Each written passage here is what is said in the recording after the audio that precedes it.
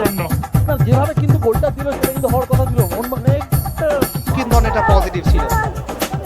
United চেষ্টা করেছিল প্রতিটা মুহূর্তে চাপ সৃষ্টি করার এবং তারপরে সেই অবিশ্বাস্য অসাধারণ আগামী দিনের ভরসা দুরন্ত গোল এবং কিন্তু ওখানে বলটিকে ফিনিশ করে, ফলে সোহেল মার্শাল কিন্তু বক্সে ঢুকে গিয়েছে, গোল হতে পারে। গেল সন্দীপ মালিক, যার ফলে এক্ষেত্রে বিলাল মোহাম্মদ খুব কাছেই ছিলেন, শেষ পর্যন্ত গিয়ে পায় বলে যেভাবে।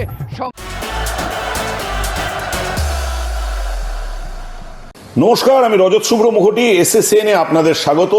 জমে উঠেছে কলকাতা ফুটবল লিগ এবং এসএসসিএন অ্যাপে আমরা প্রতি কটা ম্যাচ লাইভ দেখাচ্ছি। 25শে জুন থেকে শুরু হয়েছে এই টুর্নামেন্ট এবং 4 তারিখ পর্যন্ত এখনো অবধি মোট ম্যাচ হয়েছে 27টা, গোল হয়েছে 69টা। অর্থাৎ আপনারা বুঝতে পারছেন প্রায় প্রতি ম্যাচে গড়ে 2.5টা করে গোল হয়েছে।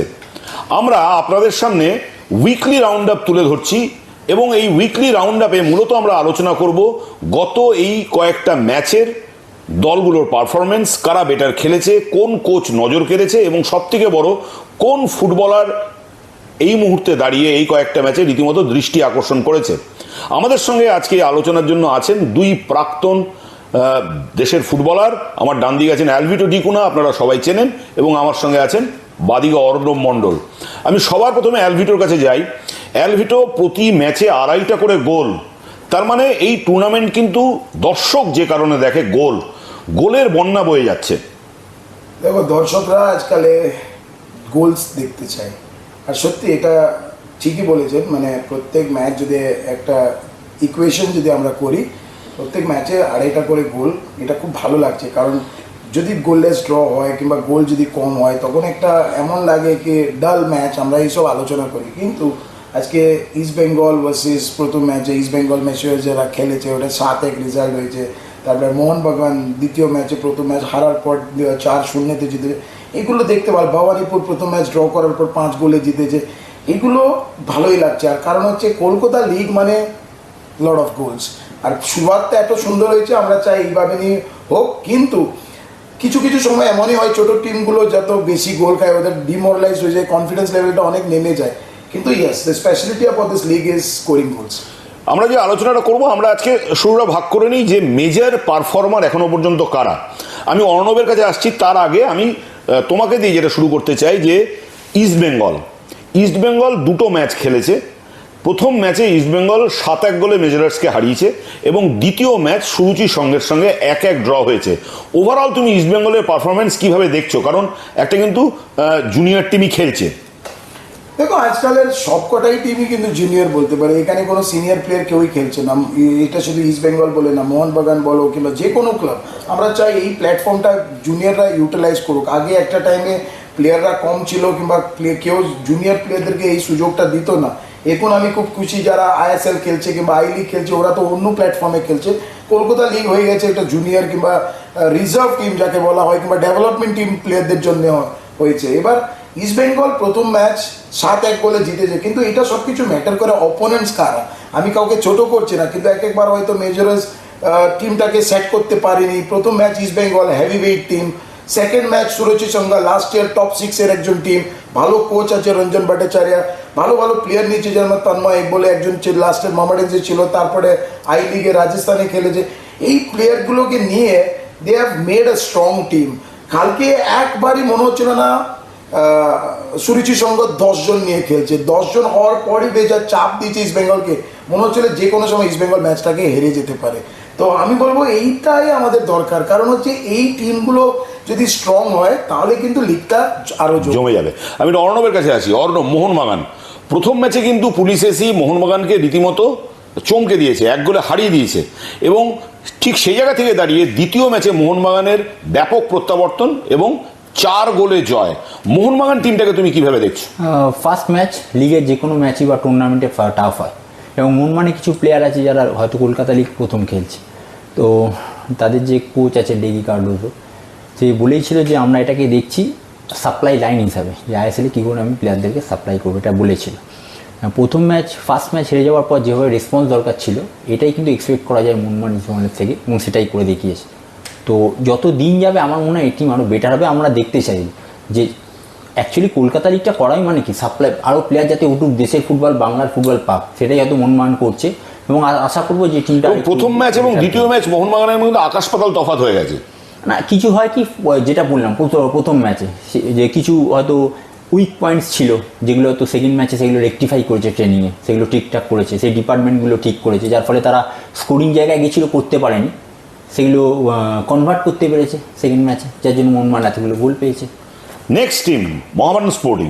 মোহামেডান স্পোর্টিং এখনো পর্যন্ত একটা ম্যাচ খেলেছে, শুক্রবার ম্যাচ খেলেছে এবং মোহামেডান স্পোর্টিং 2-2 ড্র হয়েছে। মোহামেডান স্পোর্টিংয়ের কোচ মেহরাজ উদ্দিন ওয়াডু।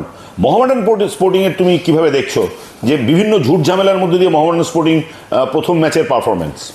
দেখো, একদিকে একটা টিমের প্রথম ম্যাচ, উল্টো দিকে আরেকটা টিমের তিন নম্বর ম্যাচ। ওরা তার আগে দুটো ম্যাচ হেরেছে।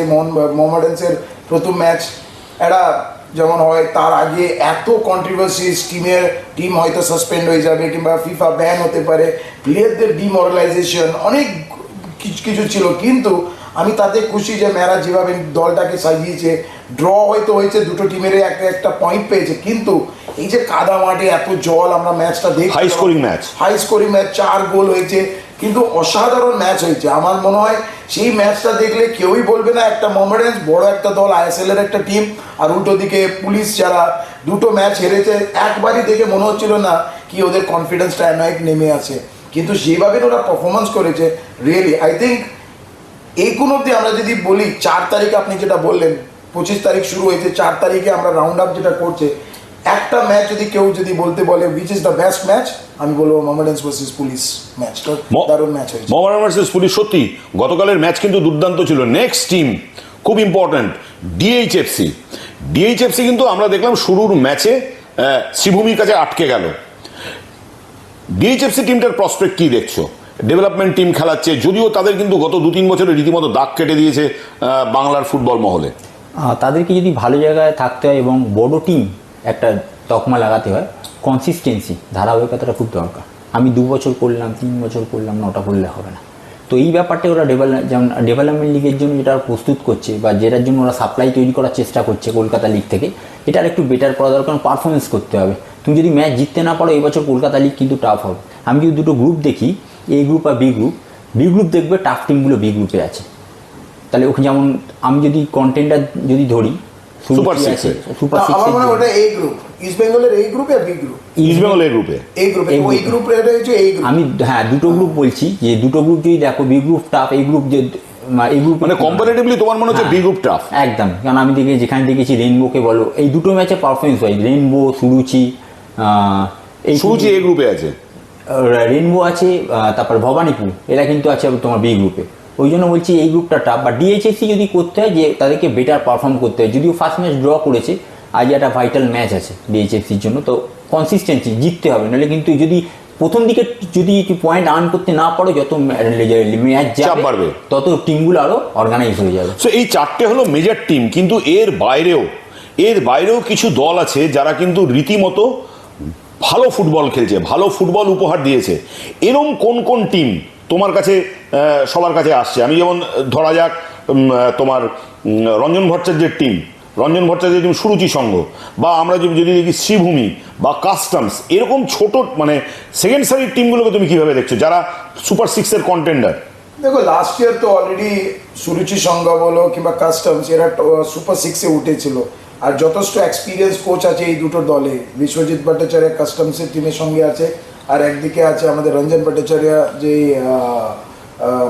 সুরুচি সংঘ নিয়ে আছে। কালকে যেমন ম্যাচ খেলেছে, আমার মনে হয় এই বছর ওরা one of the underdogs, favourites of the বলতে পারি to win the league. Suruchi Sangha, yes of course, কারণ হচ্ছে এখন একটা টাইমে যখন লিগ হতো, ইস্ট বেঙ্গল, মোহনবাগান এদের মধ্যে লড়াই ছিল, সেই লড়াইটা আর হবে না। কারণ হচ্ছে এই লিগটা যে কোনো দল জিততে পারে। আজকে আমরা এই দুটো টিমই কেন, আমি বলবো দেবজিৎদার যে টিমটা আছে, আসোস রেইনবো, ওরা যথেষ্ট ভালো খেলছে। শ্রীভূমি দুটো ম্যাচ হয়তো জিততে পারেনি, কিন্তু ড্র করেছে, ভালো পারফরমেন্স দিচ্ছে। পিয়ারলেস আছে, এরকম অনেক টিম আছে। এর জন্য নবাব ভট্টাচার্যের টিম, ইয়েস, ইউনাইটেড স্পোর্টস প্রথম ম্যাচ জিতেছে, তারপরের ম্যাচ হয়তো আটকে গেছে, কিন্তু এইগুলো কে কখন কাকে হারাবে কিছুই বোঝা যায় না। লাস্ট ইয়ার আমরা দেখেছি অনেক রেজাল্টস আপস অ্যান্ড ডাউনস হয়েছে। মোহনবাগানের মতন দল সুপার 6 কোয়ালিফাই করতে পারেনি। তো এইভাবে আমার it's open tournament. It's open tournament and that is Y আমরা সবাই বলি Calcutta league is one of the toughest league. আচ্ছা, এবার আসি যে আমরা সুপার 6-এর প্রবাবল এখন থেকেই যারা আছে তাদের নিয়ে আমরা কিছু আলোচনা করলাম, মেজর টিমগুলো বাদ দিয়ে। এবার কিছু আলোচনা করা যাক যে এবছর সিএফএলে এখনো পর্যন্ত এই যে কটা ম্যাচ হয়েছে, 27টা ম্যাচ, তার মধ্যে দাঁড়িয়ে কিছু কোচেদের পারফরমেন্স কিভাবে তোমরা দেখছো? তোমরা তোমাদের দীর্ঘ ফুটবল জীবনে অনেক বড় বড় কোচের আন্ডারে খেলেছো, অনেক বড় বড় কোচের তত্ত্বাবধানে খেলেছো। কিছু আমরা যদি কোচকে আইডেন্টিফাই করি, সুরুচি সঙ্গের রঞ্জন ভট্টাচার্য, বিশ্বজিৎ ভট্টাচার্য কাস্টমসের, দেবজিৎ ঘোষ অ্যাসোস Rainbow, Binu George East Bengal, Degi Cardozo Mohun Bagan, Mehrajuddin Wadoo Mohammedan Sporting, আর দীপঙ্কর ডিএইচএফসি। আমরা যদি দুজন, তোমরা আলাদা আলাদাভাবে এই কোচেদের তোমরা পারফরমেন্স, তাদের স্ট্র্যাটেজি, তাদের দল গঠন, তাদের এই নতুন নতুন ছেলেগুলোকে কিভাবে তৈরি করা, এগুলোকে কিভাবে দেখছো? সবার প্রথমে যদি আলোচনা করি রঞ্জন ভট্টাচার্য। দেখো, রঞ্জনদার কাছে একটা বিশাল বড় একটা চাপ, প্রেশার বলতে পারে, কারণ হচ্ছে অনেকগুলো প্লেয়ার আছে যারা ইস্ট বেঙ্গল, মোহনবাগান, মোহামেডান্স কিংবা ডিএইচএফসিতে যেতে চায়, কারণ হচ্ছে ওরা আইএসএল কিংবা আই লিগ খেলে। এবার এদিকে কোচকে একটা টিম বুঝানো খুবই টাফ, কারণ হচ্ছে কলকাতা লিগের জন্য 2 মাস 3 মাসের জন্য কারা আসবে কারা আসবে না, কিন্তু ও যেহেতু একজন এস্টাবলিশড কোচ, তাকে হয়তো অনেকজনই রেসপেক্ট করে, তার কোচিং স্টাইলটা জানি। সুরুচির সঙ্গে ভালো একটা ক্লাব স্ট্যাবলিশড হতে চাইছে, এখন কলকাতা লিগ ওরা লাস্টের প্রমোট হয়েছে কিংবা ডাইরেক্ট এন্ট্রি করেছে, তো এবার ওরা চায় কি they should also be in one of the good positions. Yes, of course highly rated coach, এর আগে হয়তো সন্তোষ ট্রফি জিততে পারেনি, 2-3 বছর আগে রানার্স আপ হয়েছে, কিন্তু আমি বলবো one of the best coaches. Debjit Ghosh. দেবজিৎদা যেটা সব থেকে যেটা ভালো হচ্ছে ম্যান ম্যানেজমেন্ট, প্লেয়ারকে খুব ভালোভাবে চেনে, বহুদিন কলকাতা মাঠের সঙ্গে যুক্ত, এবং এই বছর টিমটা সেভাবেই গুছিয়েছে, কিছু সিনিয়র কিছু জুনিয়র প্লেয়ার নিয়ে। এবং একটা জায়গায় গিয়ে হয় না যে একটা, যেটা আমরা ভোকাল টনিক বলতাম আগে, কিছু প্লেয়ারকে, পিকে ব্যানার্জি যার জন্য বিখ্যাত ছিল, বাট একটা শেষে গিয়ে এই জিনিসটা থাকে, প্লেয়ারদের কীভাবে মোটিভেটেড করবো, এই লিগের কি গুরুত্ব, আমার জেতার কি গুরুত্ব, একটা প্লেয়ার রেসপেক্টও থাকে, সেন্টিমেন্টও থাকে। দেবজিৎদা জানে আমার টিম হারা মানে, যেমন আমি টিম করি বা এলবিআই টিম করে, দিনের শেষে গিয়ে তার নামটাই খারাপ হয় যদি লুজ করে। দেবজিৎদা কোনো দিনই চাইবে না, তাই এই লিগ জেতার অন্যতম দাবিদার কিন্তু রেনবো, আমি বলছি। নেক্সট বিশ্বজিৎ ভট্টাচার্য, আরেকজন experience coach, high profile coach, অনেক বড় বড় ক্লাবকে কোচিং করেছে, যেমন ইস্ট বেঙ্গল, মোহনবাগান, সব কোচিং। লাস্ট ইয়ার তো প্রায় অলমোস্ট জিতার জায়গায় চলে এসেছিল বিশুদা। আমার মনে হয় ওনার কাছে একটা ম্যাজিক টাচ আছে, যেমন কলকাতা লিগ ও তো চিনি কীভাবে খেলতে হয়, কার সঙ্গে কীভাবে কী দল সাজানো হয়, কোন ফরমেশনে যেতে হয়, হি নোজ। আর আমার মনে হয় লাস্ট ইয়ার উনি অনেক প্লেয়ারকে টার্গেট করেছে, যেমন রবি হাঁসদা আজকে হয়তো লিগে খেলছে না কোনো কারণে, কিন্তু এটা হচ্ছে বিশুদারই তো পিক। রবি হাঁসদা লাস্ট ইয়ার হয়তো পরে মোহামেডান জয়েন করেছে কিংবা সন্তোষ ট্রফি চ্যাম্পিয়ন হয়েছে, কিন্তু পারফরমেন্স কাউন্ট যেটা বলা হয়, সেটা পারফরমেন্স হয়েছিল কাস্টমস হয়ে, অনেকগুলো গোলস করে যে। আমি একটা কথা বলছি, যেমন ওর কথা, এলবির কথা ধরি, সন্তোষ ট্রফি টিমের অনেক প্লেয়ার সাপ্লাই কিন্তু বিশুদার টিম থেকে হয়েছে। তো উনি জানেন বাংলা ফুটবলের সেন্টিমেন্ট এবং বাংলা ফুটবলের প্লেয়ার হিরে খোঁজার একটা, এত বছর এটাই তো অভিজ্ঞতা, ভালো প্লেয়ারকে কী করে নেবো, এবং বাংলা ফুটবলের জন্য বাংলা অনেকটা অবদান তার, আমি বলবো অনেক প্লেয়ার সাপ্লাই করেছে। নেক্সট মোহনবাগান কোচ ডেগি অনেক, আমি মনে করি কলকাতা ফুটবলের নিরিখে ইয়াং, বেশি দিন দেখেননি, বাট ইউথের জন্য খুব ভালো। কারণ আমি অনেক কাছ থেকে দেখেছি, যখন এটিকে রিজার্ভ টিমে কোচ ছিল তখন আমি দেখেছিলাম। তো ডেভেলপমেন্টের জন্য যেরকম কোচ দরকার হয়, কিন্তু এই যে চাপ, এটাই আমি বলছি লিগের ব্যাপারে না, এটাই একটা হয় যে কম্পিটিশনের মধ্যে তোমায় কতটা টাইম দেবো, এই স্বাধীনতাটা কিন্তু দিয়েছে ওনার। আমি মনে করি যে এই যে একটা তাকে ফ্রিডম দিয়েছে, ঠিক আছে এখানে। কিন্তু রজতদা আমার মনে হয় এখানে চাপ শুধু ড্যাগির উপরে না, চাপ প্রত্যেক কোচের উপরে আছে। এটা ছোট না, কিন্তু আমি বড় কোচ বলছি, ধরো বিনু জর্জ। না, এই কাজটাকে সহজ করে দিয়ে কেন, প্রথমেই একটা স্টেটমেন্ট দিয়ে দিয়েছে না, আমি সাপ্লাই লাইন তৈরি করতে চাই এই লিগের। তুমি দেখো লাস্ট ইয়ার আমরা ড্যাগি নিয়ে যদি কথা বলি, লাস্ট ইয়ার তো উনি কোচ ছিল মোহনবাগানের, সুপার 6-এ উঠিনি, কিন্তু পরের দিকে ওর সাকসেস দেখো, under 17 zonal champion, under 17 all India champion, তারপরে RFDL ওরা ফাইনালে উঠেছে। তো এই সাকসেসটা হয়েছে কেন? যেহেতু আগে থেকে দল সাজিয়েছে, ওই দলটাকে কলকাতা লিগে নামিয়েছে, সেট করার জায়গা পেয়েছে, তো তারপরে ওরা টিমটাকে সেট করে নিয়েছে। And what about Binu George? দেখো বিনু জর্জ ভালো কোচ, লাস্ট ইয়ার মেবি আমি বলবো কপাল খারাপ ছিল, চ্যাম্পিয়ন হতে পারেনি, সেটা সবাই হয়তো ভাবছিল অনেকদিন পর ইস্ট বেঙ্গল হয়তো চ্যাম্পিয়ন হবে, কারণ মর্গানের সময় ইস্ট বেঙ্গল অনেক লিগ জিতেছে, অর্ণব অনেক লিগ জিতেছে মর্গানের আন্ডার, আমি ছিলাম, মেহতাব ছিল, অনেকজনই ছিল, শ্রমিক ছিল, অনেকজনই আছে আমাদের প্লেয়াররা। কিন্তু লাস্টের একটা সুযোগ হয়তো এসছে, কিন্তু তার কাছে আরেকবার একটা এই বছর আরেকটা টার্গেট, কিন্তু এই বছর খুব একটা ইজি হবে না। বাট বাঙালি প্লেয়ার খুবই ভালো আছে, কিন্তু কয়েকজন যারা কেরালাইট প্লেয়ার্স আছে তাদেরকে এই লিগের গুরুত্বটা বুঝতে হবে। লাস্ট ইয়ার হয়তো ভালো খেলেছে, কিন্তু this year it's not going to B the same as last year.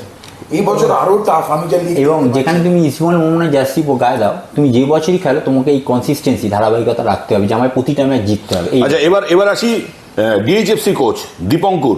দেখো আমার মনে হয় সব থেকে ভালো জায়গায় কোচ দীপঙ্কুর। কেন বলছি, ডিএইচএসসি অলরেডি সেট করে দিয়ে 3 বছর একটা ভালো প্ল্যাটফর্ম, যে প্লেয়াররা যে ট্রিটমেন্ট পেয়েছে লাস্ট 3 বছর, যেভাবে তারা সব রকম ফেসিলিটি পেয়েছে আমার মনে হয় কোনো টিম পায়নি। তো আমার মনে হয় এবং এই কাজটা দীপঙ্করের কাছে আরও সোজা, কেন তার কাছে একটা ভালো স্কোয়াড আছে, যে স্ট্রেনটা দরকার না একটা টিমে সেটা আছে। আর একটা লিগ খেলতে গেলে বিশেষ করে কলকাতা লিগ এত গায়ে গায়ে ম্যাচ দিচ্ছে, যেখানে তোমার যদি বেঞ্চ স্ট্রেন্থ যদি না থাকে খুব সমস্যায় পড়বে। তো এই সুবিধাটা কিন্তু কোচ পাবে। এ তো গেল কোচেদের কথা। এবার কিছু প্লেয়ারের প্রসঙ্গে আমরা আসি। প্লেয়ারের প্রসঙ্গে আসতে গেলে সবার প্রথমে যে গোল করে রীতিমতো আলোড়ন ফেলে দিয়েছে সাহিল হরিজন এবং আরেকজন হচ্ছে ওয়াহাব আলী। এই সাহিল হরিজন এবং ওয়াহাব আলী, তুমি এই দুজনকে খুব কাছের থেকে দেখেছো, কিভাবে রেট করছো?